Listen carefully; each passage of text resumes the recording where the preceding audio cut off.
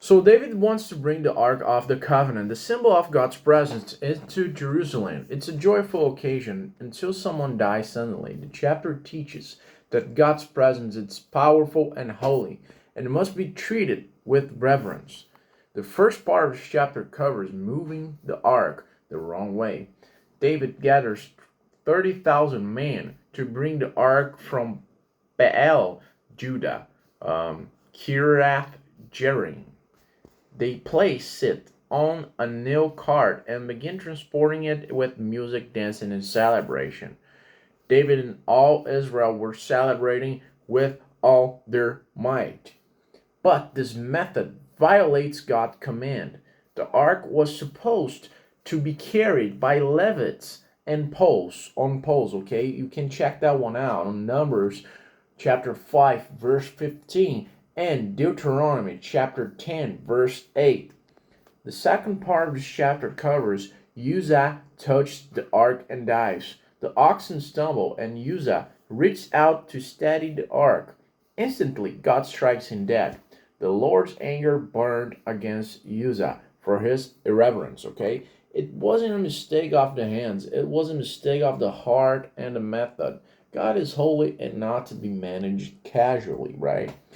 The third part of the chapter covers David becomes afraid. David's rank is angry and afraid.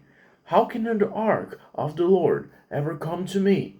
So he pauses the procession and places the ark in the house of Obed Edom the Gittite.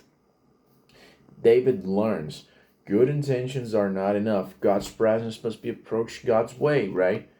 So the fourth part of the chapter covers Obed Edom is blessed.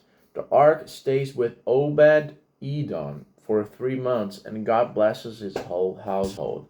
God's presence brings life or death, depending on how it's received. The fifth part of this chapter covers David brings the ark the right way. David hears of the blessing and decides to try again, this time with reverence. The ark is carried in. After 6 steps, they sacrifice animals. David dances before the Lord with all his might, okay?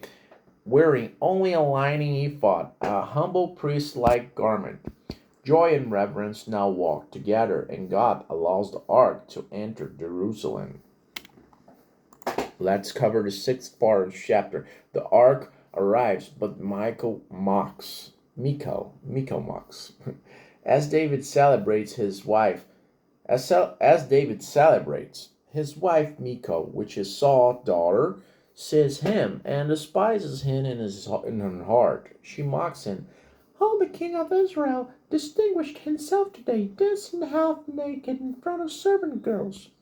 David responds, I dance before the Lord. I will become even more undignified than this. Michal never has children again. Michal represents pride and appearance. David represents joyful, humble worship, right?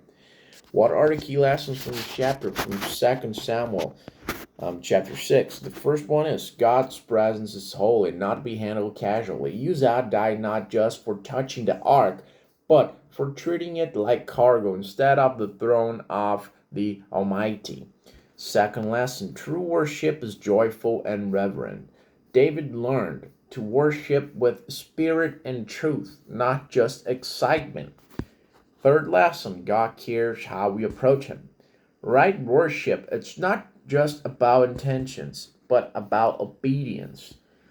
Fourth part, pride robs you of God's joy, right? Pride robs you of God's joy. Michal's mocking spirit left her barren, not just physically, but spiritually. David tries to bring the ark to Jerusalem, but when Uzzah dies for touching it, he realizes God's holiness demands obedience. After 3 months, David tries again the right way. He dances with joy before God, but Michal mocks him and is left childless.